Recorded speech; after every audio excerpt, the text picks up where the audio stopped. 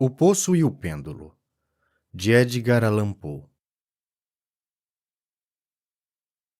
Eu estava extenuado até a morte por aquela longa agonia, e quando eles afinal me desacorrentaram e me foi permitido sentar, senti que ia perdendo os sentidos. A sentença, a terrível sentença de morte, foi a última frase distintamente acentuada que me chegou aos ouvidos. Depois disto, o som das vozes dos inquisidores pareceu mergulhar num zumbido fantástico e vago. Trazia-me à alma a ideia de rotação, talvez por se associar na imaginação com a mó de uma roda de moinho. Mas isto durou apenas pouco tempo. Depois, logo nada mais ouvi. Contudo, durante algum tempo eu via, porém com que terrível exagero, eu via os lábios dos juízes vestidos de preto. Pareciam-me brancos, mais brancos do que as folhas de papel sobre as quais estou traçando estas palavras, e grotescamente delgados, mais adelgaçados ainda pela intensidade de sua expressão de firmeza, de imutável resolução, de desespero pela dor humana. Eu via os decretos do que para mim representava o destino saírem ainda daqueles lábios. Via-os torcerem-se com uma frase letal. Via-os articularem as sílabas do meu nome e estremecia por não ouvir nenhum som em seguida. Via também durante alguns minutos de delirante horror a ondulação leve e quase imperceptível dos planejamentos negros que cobriam as paredes da sala. E depois, meu olhar caiu sobre as 7 grandes tochas em cima da mesa. A princípio elas tomaram o aspecto da claridade e pareciam anjos brancos e esbeltos que me deviam salvar. Mas depois, repentinamente, inundou-me o espírito uma náusea mais mortal e senti todas as fibras do meu corpo vibrarem, como se eu tivesse tocado o fio de uma pilha galvânica, enquanto os vultos angélicos se tornavam aspectos insignificantes como cabeças de chama. E via também que deles não teria socorro. E então introduziu-se-me na imaginação como rica nota musical, a do tranquilo repouso que deveria haver na sepultura. Essa ideia chegou doce e furtivamente, e pareceu ter-se passado muito tempo até que pudesse ser completamente percebida. Mas no momento mesmo em que o meu espírito começava enfim a sentir propriamente e a acarinhar essa ideia, os vultos dos juízes desapareceram, como por mágica de minha frente. As altas tochas se foram reduzindo a nada, suas chamas se extinguiram por completo, o negror das trevas sobreveio. Todas as sensações pareceram dar um louco e precipitado mergulho, como se a alma se afundasse no Hades, e o universo não foi mais do que noite, silêncio e imobilidade. Eu tinha desmaiado. No entanto, não direi que havia perdido por completo a consciência. Não tentarei definir o que dela ainda permanecia, nem mesmo procurarei descrevê-lo. Todavia, nem tudo estava perdido. No sono mais profundo, não. No meio do delírio, não. No desmaio, não. Na morte, não. Nem mesmo no túmulo tudo está perdido. De outra forma, não haveria imortalidade para o homem. Ao despertar do mais profundo sono, quebramos a teia delgada de algum sonho. Entretanto, um segundo depois, por mais fraca que tenha sido essa ideia, não nos lembramos de ter sonhado. Na volta de um desmaio à vida há 2 faces. A primeira é o sentimento da existência mental ou espiritual, e segunda é o sentimento da existência física. Parece provável que se ao atingir a segunda fase pudéssemos evocar as impressões da primeira, poderíamos encontrá-las ricas em recordações do abismo transposto. E esse abismo, que é, como pelo menos distinguiremos suas sombras das sombras do túmulo? Mas se as impressões daquilo que dominei a primeira fase não são reevocadas à vontade, depois de longo intervalo não aparecem elas espontaneamente, enquanto indagamos maravilhados de onde poderiam ter vindo? Aquele que nunca desmaiou é que não descobre palácios estranhos e rostos esquisitamente familiares em brasas ardentes. É quem não percebe, a flutuar no meio do espaço, as tristes visões que a maioria não pode distinguir. É quem não medita sobre o perfume de alguma flor desconhecida.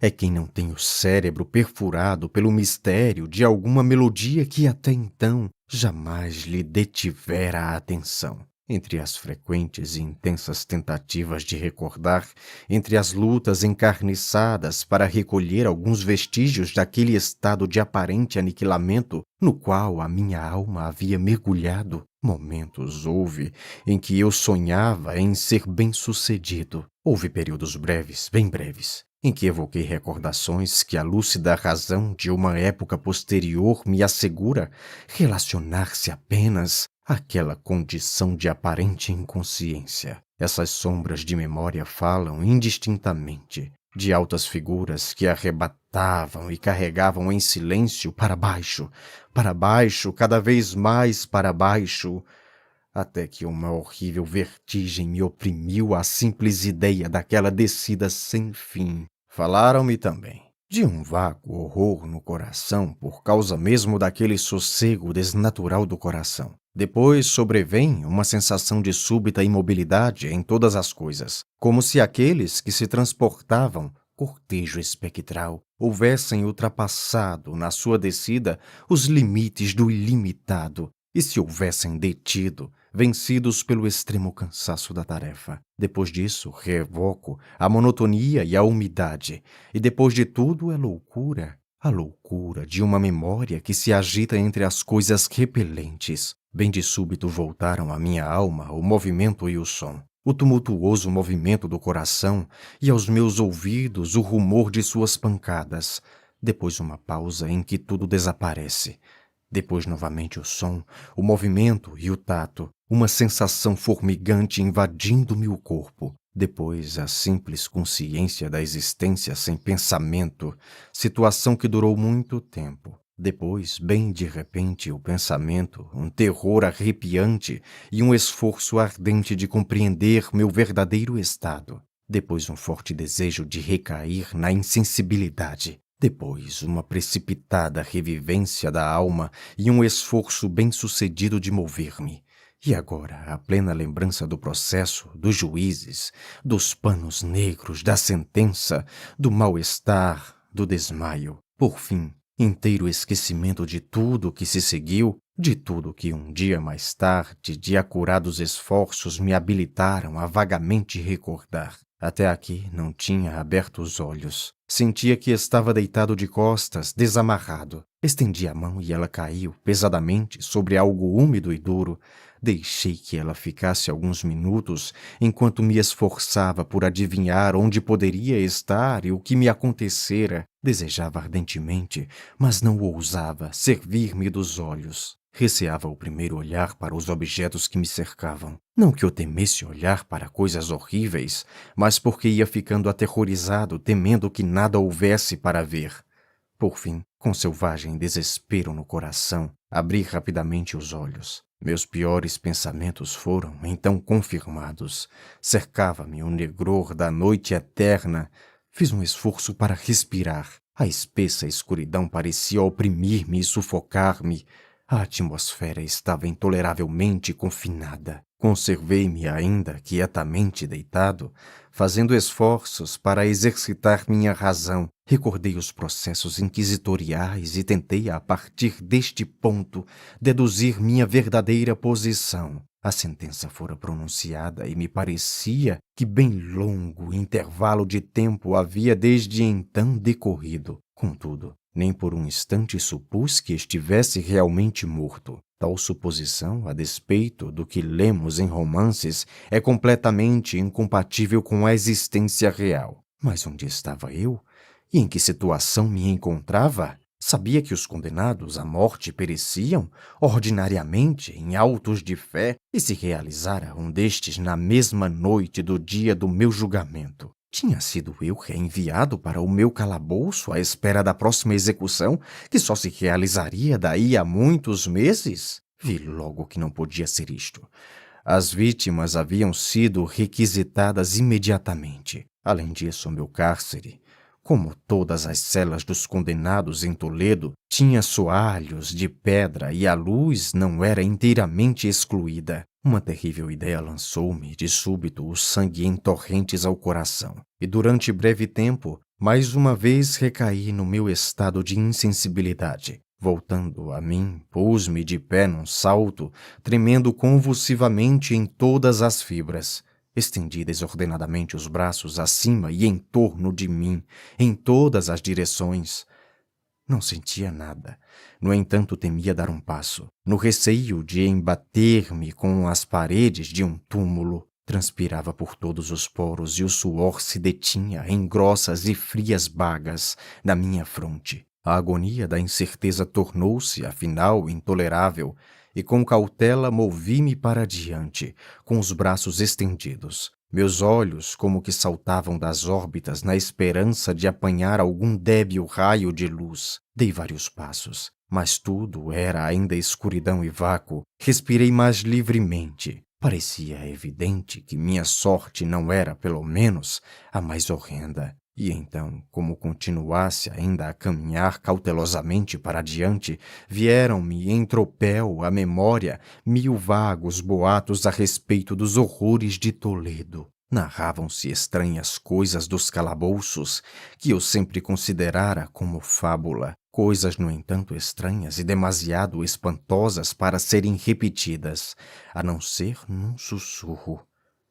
Ter-me-iam deixado para morrer de fome no mundo subterrâneo das trevas? Ou que sorte, talvez mesmo mais terrível, me esperava? Conhecia muito bem o caráter de meus juízes para duvidar de que o resultado seria a morte de insólita acritude. O modo e a hora eram tudo o que me ocupava e me perturbava.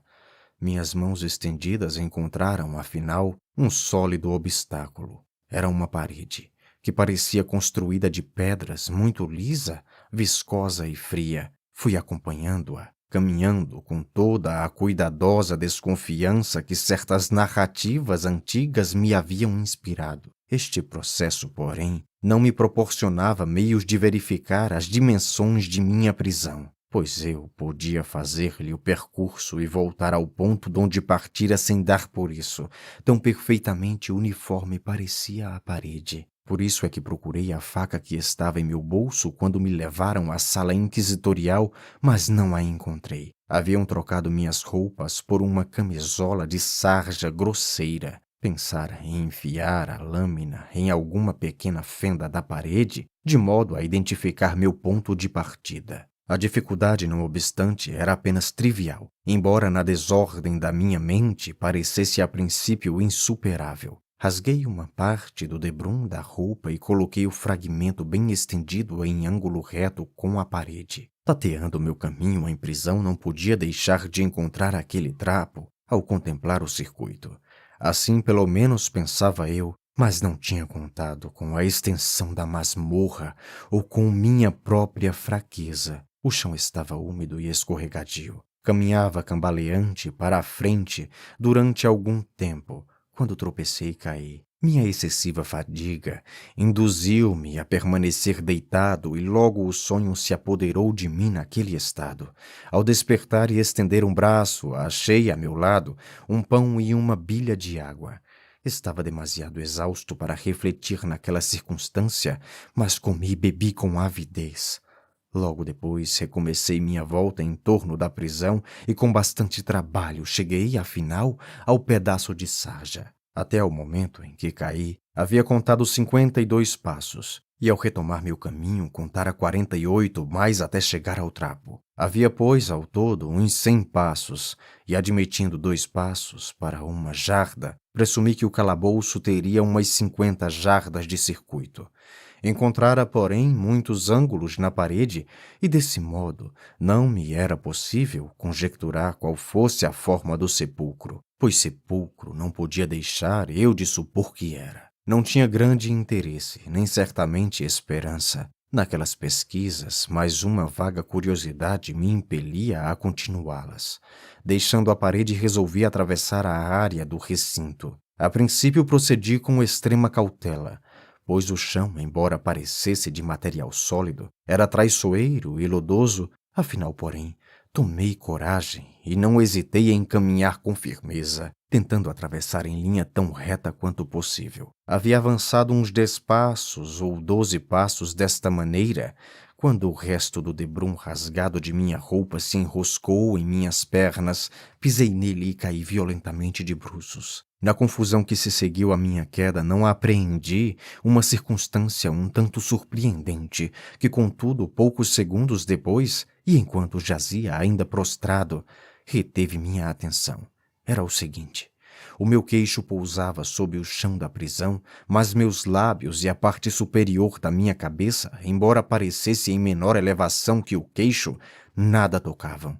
Ao mesmo tempo, minha testa parecia banhada de um vapor viscoso e o cheiro característico de fungos podres subiu-me às narinas. Estendi o braço e descobri que havia caído à beira de um poço circular cuja extensão, sem dúvida, não tinha meios de medir no momento. Tateando a alvenaria justamente abaixo da borda, consegui deslocar um pequeno fragmento e deixei-o cair dentro do abismo. E durante muitos minutos prestei ouvidos às suas repercussões ao bater de encontro aos lados da abertura e em sua queda. Por fim, ouvi um lúgubre mergulho na água, seguindo de ruidosos ecos. No mesmo instante ouviu-se um som semelhante ao de uma porta tão depressa aberta quão rapidamente fechada, acima de minha cabeça, enquanto um fraco clarão luzia de repente em meio da escuridão e com a mesma rapidez desaparecia. Vi claramente o destino que me fora preparado e me congratulei com o acidente oportuno que me salvara. Um passo a mais antes de minha queda e o mundo não mais me veria. E a morte justamente evitada era daquela mesma natureza que olhara como fabulosa e absurda nas histórias a respeito da Inquisição. Para as vítimas de sua tirania havia a escolha da morte, com suas mais cruéis agonias físicas, ou da morte com as suas mais abomináveis torturas morais. Tinham reservado para mim esta última. O longo sofrimento havia relaxado meus nervos a ponto de fazer-me tremer ao som de minha própria voz e me tornara, a todos os aspectos, material excelente para as espécies de tortura que me aguardavam. Com os membros todos a tremer, arrepiei caminho tateando a parede, resolvido a perecer antes que arriscar-me aos terrores dos poços, que minha imaginação agora admitia que fossem muitos, espalhados em todas as direções do calabouço. Em outras condições de pensamento, poderia ter tido a coragem de dar fim imediato às minhas desgraças, deixando-me cair dentro de um daqueles abismos. Mas então era eu o mais completo dos covardes. Nem podia tampouco esquecer o que lera a respeito daqueles poços, que a súbita extinção da vida não estava incluída nos mais horrendos planos dos inquisidores. A agitação do espírito conservou-me desperto por muitas horas, mas afinal mergulhei de novo no sono. Ao despertar encontrei ao meu lado, como antes, um pão e uma bilha de água. Sede ardente me devorava e esvaziei a vasilha de um trago. Deveria estar com droga, porque logo depois de beber fui tomado de um torpor irresistível. Um sono profundo se apoderou de mim, sono semelhante ao da morte. Quanto tempo durou isso, não me é possível dizê-lo. Mas quando uma vez mais descerrei os olhos, os objetos que me cercavam estavam visíveis, graças a uma luz viva e sulfúrea, cuja origem não pude a princípio determinar. Consegui verificar a extensão e o aspecto da prisão. Tinham-me enganado grandemente a respeito de seu tamanho. Todo o circuito de suas paredes não excedia de 25 jardas. Durante alguns minutos, este fato causou-me um mundo de inútil perturbação, inútil, de fato, porquanto que coisas havia de menor importância. Nas terríveis circunstâncias que me cercavam, porque me preocupavam as simples dimensões de minha masmorra, mas minha alma interessava-se com ardor por bagatelas e ocupei-me em tentar explicar o erro que havia cometido nas minhas medidas. A verdade, afinal, jorrou luminosa. Na minha primeira tentativa de exploração, havia eu contado 52 passos até o momento em que caí. Deveria achar-me então à distância de um passo ou dois do pedaço da sarja. De fato, havia quase realizado o circuito da cava. Foi então que adormeci e, ao acordar, devo ter refeito o mesmo caminho, supondo assim que a volta da prisão era quase o duplo do que é na realidade. Minha confusão do espírito impediu-me de observar que começara a minha volta com a parede à esquerda e acabara com a parede à direita. Enganara-me também a respeito da forma do recinto. Ao tatear meu caminho, descobrira muitos ângulos e daí deduzi a ideia de grande irregularidade. Tão poderoso é o efeito da escuridão absoluta sobre alguém que desperta do letargo ou do sono.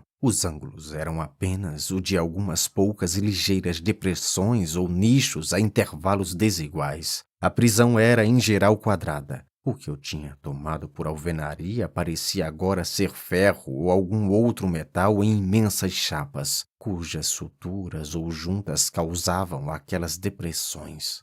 Toda a superfície daquele recinto metálico estava grosseiramente brochada com horríveis e repulsivos emblemas e que a superstição sepulcral dos monges tem dado origem. Figuras de demônios, em atitudes ameaçadoras, com formas de esqueletos e outras imagens mais realisticamente apavorantes, se espalhavam por todas as paredes, manchando-as. Observei que os contornos daqueles monstros eram todos bem recortados, mas que as cores pareciam desbotadas e borradas por efeito, talvez, da atmosfera úmida. Notei então que o chão era de pedra. No centro encarava-se o poço circular de cujas fauces havia eu escapado, mas era o único que se achava no calabouço. Vi tudo isto indistintamente e com bastante esforço, pois minha condição física tinha grandemente mudado durante meu sono. Encontrara-me agora de costas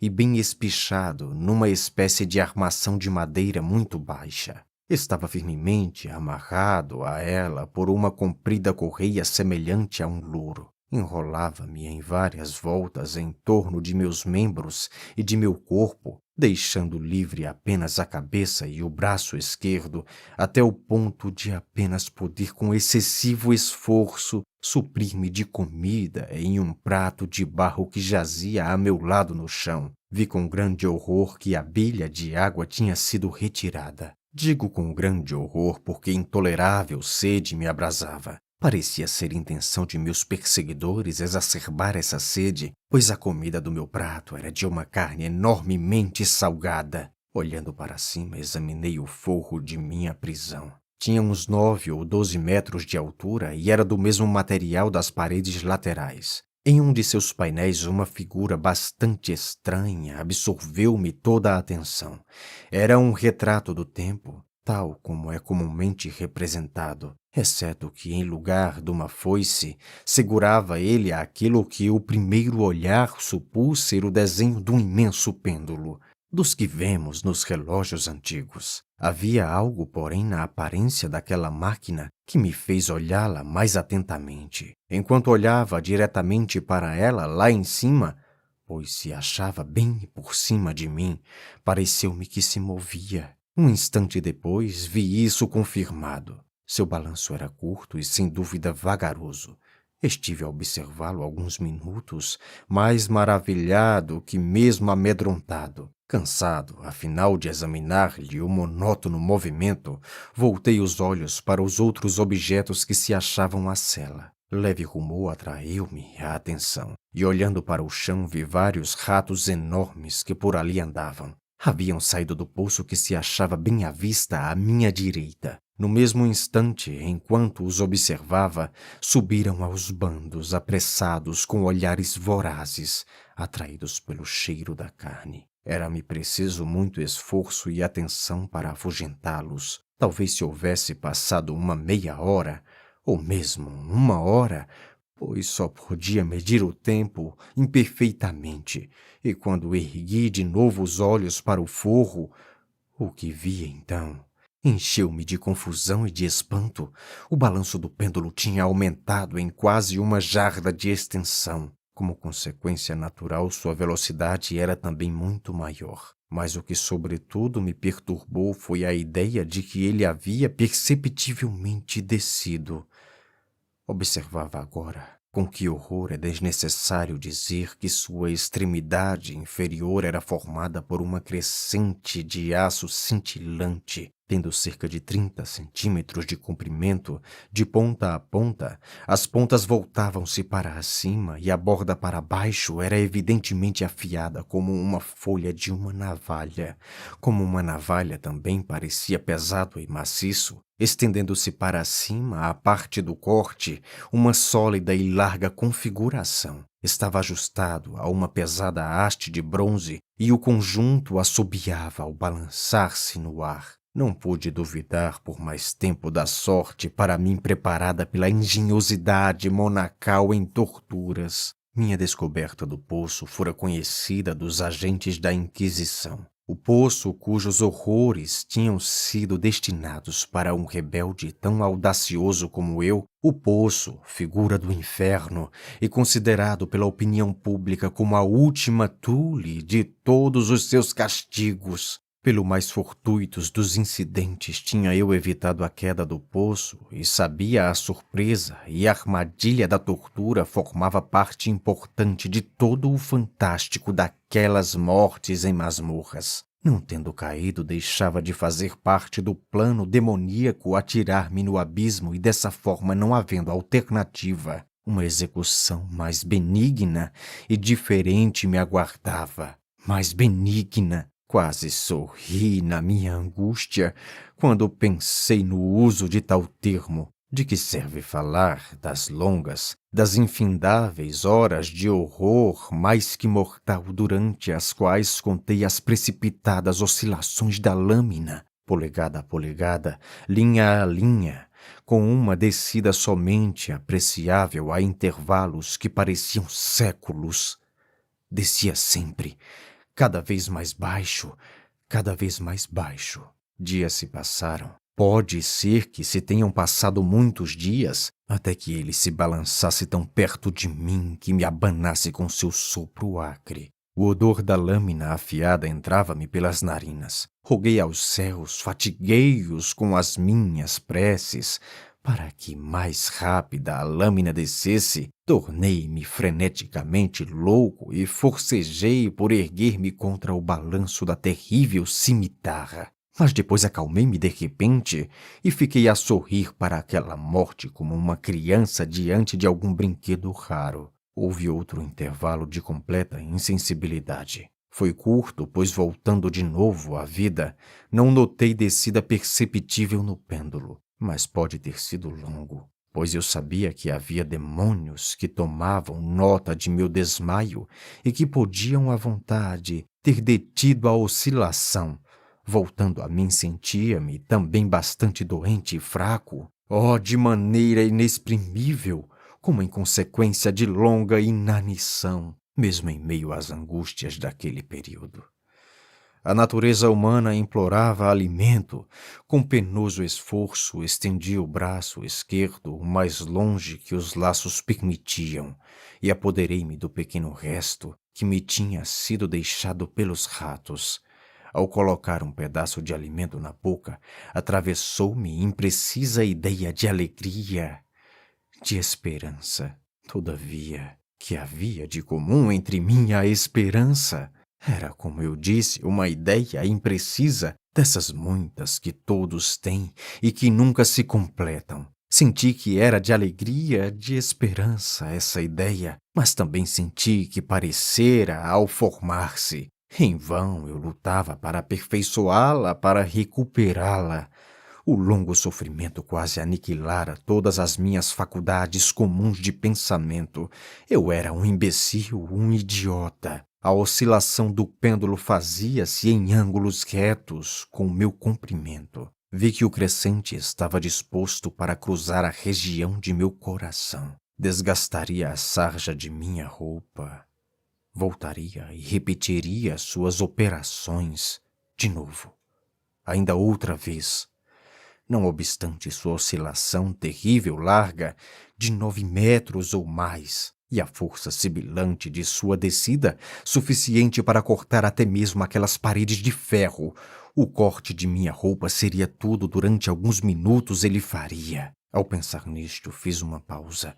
Não ousava passar dessa reflexão. Demorei-me nela com uma atenção pertinaz, como se assim fazendo pudesse deter ali a descida da lâmina. Obriguei-me a meditar sobre o som que o crescente produziria ao passar através de minha roupa e na característica e arrepiante sensação que a fricção do pano produz sob os nervos. Meditava em todas estas bagatelas, até me doerem os dentes. Mais baixo, cada vez mais baixo, ele descia. Sentia um frenético prazer em comparar sua velocidade de alto a baixo com a velocidade lateral, para a direita, para a esquerda, para lá e para cá, com um guincho de um espírito danado. Para o meu coração, com o passo furtivo do tigre, eu ora ria, ora urrava à medida que uma ou outra ideia se tornavam predominante. Para baixo. Seguramente, inexoravelmente para baixo, oscilava a 3 polegadas de meu peito. Debatia-me violentamente, furiosamente, para libertar meu braço esquerdo, que só estava livre do cotovelo até a mão. Podia apenas levar a mão à boca, desde o prato que estava a meu lado com grande esforço e nada mais. Se tivesse podido quebrar os liames acima do cotovelo, teria agarrado e tentado deter o pêndulo. Seria o mesmo que tentar deter uma avalanche. Para baixo. Incessantemente para baixo, inevitavelmente para baixo, eu ofegava e debatia-me a cada oscilação, enchia-me convulsivamente a cada balanço, meus olhos acompanhavam seus vai-vens, para cima e para baixo, com a avidez do mais insensato desespero, fechavam-se-me os olhos, espasmodicamente, no momento da descida, embora a morte viesse a ser para mim um alívio, e oh, que inexprimível alívio!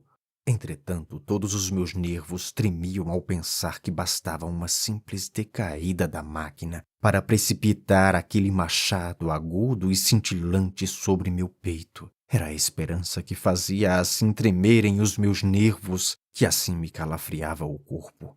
Era a esperança que triunfa mesmo sobre o cavalete de tortura, a esperança que sussurra aos ouvidos do condenado à morte, até mesmo nas masmorras da Inquisição. Vi que cerca de 10 ou 12 oscilações poriam a lâmina em contato com minhas roupas. E a essa observação subitamente me veio ao espírito toda a aguda e condensada calma do desespero. Pela primeira vez, durante muitas horas, ou mesmo dias, pensei. Ocorreu-me então que a correia, o louro que me cingia era uma só. Não estava amarrado por cordas separadas. O primeiro atrito do crescente navalhante com qualquer porção da correia a cortaria, de modo que eu poderia depois desamarrar-me com a mão esquerda. Mas quão terrível era, nesse caso, a proximidade da lâmina. Quão mortal seria o resultado do mais breve movimento. Seria verossímil, aliás, que os esbirros do inquisidor não tivessem previsto e prevenido essa possibilidade? Seria provável que a correia cruzasse o meu percurso do pêndulo? Receando ver frustrada minha fraca e, ao que parecia, última esperança, elevei a cabeça o bastante para conseguir ver distintamente o meu peito. O louro cingia meus membros e meu corpo de todas as direções, exceto no caminho do crescente assassino. Mal deixara cair a cabeça na sua posição primitiva, reluziu em meu espírito algo que eu não saberia melhor definir senão como a metade informe daquela ideia de libertação a que já aludi anteriormente e da qual apenas uma metade flutuava de modo vago meu cérebro ao levar a comida aos meus lábios abrasados. A ideia inteira estava agora presente, fraca, apenas razoável, apenas definida, mas mesmo assim inteira. Pus-me imediatamente a tentar executá-la com a nervosa energia do desespero. Durante muitas horas, a vizinhança imediata da baixa armação de madeira sobre a qual eu jazia estivera literalmente fervilhando de ratos. Eram ferozes, audaciosos, vorazes. Seus olhos vermelhos chispavam sobre mim como se esperassem apenas uma parada de movimentos de minha parte para fazer de mim sua presa. A que espécie de alimento? Pensei eu. Estão eles acostumados neste poço? A despeito de todos os meus esforços para impedi-los, tinham devorado tudo, exceto um restinho do conteúdo do prato. Minha mão contraíra um hábito de vai e vem ou de balanço em torno do prato, e ao final a uniformidade inconsciente do movimento privou-o de seu efeito. Na sua voracidade, a bicharia frequentemente ferrava as agudas presas nos meus dedos, com as migalhas da carne gordurosa e temperada que ainda restavam. Esfreguei toda a correia onde podia alcançar. Depois, erguendo a mão do chão, fiquei imóvel sem respirar. A princípio, os vorazes animais se espantaram, terrificados com a mudança, com a cessação do movimento. Fugiram alarmados e muitos regressaram ao poço. Mas isso foi só por um momento. Eu não contara em vão com sua voracidade. Observando que eu ficava sem mover-me, um ou dois dos mais audazes pularam sobre o cavalete e farejaram o louro. Parece que isto foi o sinal para uma corrida geral. Do poço precipitaram-se tropas frescas. Subiram pela madeira, correram sobre ela e saltaram, as centenas por cima do meu corpo. Absolutamente não os perturbou o movimento cronométrico do pêndulo. Evitando-lhe a passagem, trabalhavam sobre a correia besuntada de gordura. Precipitavam-se, formigavam sobre mim em pilhas sempre crescentes. Torciam-se sobre minha garganta. Seus lábios frios tocavam os meus. Eu estava semi-sufocado pelo peso daquela multidão. Um nojo para que o mundo não tem nome arfava-me o peito e me enregelava o coração com pesada viscosidade. Mais um minuto, porém, e compreendi que estaria terminada a operação. Claramente percebi o afrouxamento da correia. Sabia que em mais de um lugar ela já deveria estar cortada. Com resolução sobre-humana, permaneci imóvel. Nem errara em meus cálculos, nem havia suportado tudo aquilo em vão. Afinal, senti que estava livre. O louro pendia de meu corpo em pedaços, mas o movimento do pêndulo já me comprimia o peito. Dividira a sarja de minha roupa, cortara a camisa por baixo. 2 vezes de novo, oscilou e uma aguda sensação de dor atravessou todos os meus nervos. Mas chegara o momento de escapar-lhe. A um gesto de minha mão, meus libertadores precipitaram tumultuosamente em fuga, com um movimento firme, prudente, oblíquo. Encolhendo-me, abaixando-me, deslizei para fora dos laços da correia e do alcance da cimitarra. Pelo momento, ao menos eu estava livre. E nas garras da Inquisição, maldecera de meu cavalete de horror para o chão de pedra da prisão, o movimento da máquina infernal cessou e vi que alguma força invisível a puxara, suspendendo-a através do forro. O conhecimento desse fato me abateu desesperadamente. Cada movimento meu era sem dúvida vigiado. Livre! Eu apenas escapara de morrer numa forma de agonia para ser entregue a qualquer outra forma pior do que a morte. Com tal pensamento girei os olhos nervosamente em volta sobre as paredes de aço que me circundavam. Qualquer coisa em comum, certa mudança que a princípio não pude perceber distintamente, era óbvio, produzira-se no aposento. Durante vários minutos de sonhadora e tremente abstração, entreguei-me a vãs e desconexas conjecturas. Nesse período certifiquei-me pela primeira vez da origem da luz sulfurosa que iluminava a cela. Procedia de uma fenda, de meia polegada de largura, que se estendia completamente em volta da prisão, na base das paredes, as quais assim pareciam que de fato eram inteiramente afastadas do solo. Tentei, mas, sem dúvida, inutilmente olhar por essa abertura. Ao erguer-me da tentativa, o mistério da alteração do aposento revelou-se logo à minha inteligência. Eu observara que, embora o contorno das figuras nas paredes fossem suficientemente distintos, suas cores pareciam manchadas e indecisas. Tais cores passaram a tomar, e a cada movimento tomavam um brilho apavorante e mais intenso que dava às espectrais e diabólicas imagens um aspecto capaz de fazer tremer nervos, mesmo mais firmes que os meus. Olhos de demônios, de vivacidade selvagem e sinistra, contemplavam-me vindo de 1000 direções, onde antes nada fora visível, e cintilavam com o lívido clarão de um fogo que eu não podia forçar a imaginação a considerar como irreal. Mesmo quando respirei, veio-me às narinas o bafo do vapor de ferro aquecido. Um odor sufocante espalhou-se pela prisão. Um fulgor mais profundo se fixava a cada instante nos meus olhos que contemplavam minhas agonias. Uma coloração sempre mais intensa, carmesim, difundia-se sobre as horrendas pinturas de sangue. Ofeguei. Esforcei-me para respirar. Não podia haver dúvida sobre os desígnios de meus atormentadores, os mais implacáveis, os mais demoníacos dos homens. Fugi do metal ardente para o centro da cela. Entre as ideias da destruição pelo fogo que impedia sobre mim, o pensamento do frescor do poço caiu em minha alma como um bálsamo. Atirei-me por suas bordas mortais, lancei ao fundo os olhares ansiosos. O brilho do teto inflamado iluminava seus mais recônditos recessos. Contudo, por um momento desnorteado, o espírito recusou-se a compreender a significação do que eu via. Afinal, obriguei-me a compreender, lutei para que penetrasse em minha alma, e aquilo se gravou em brasa na minha mente trêmula.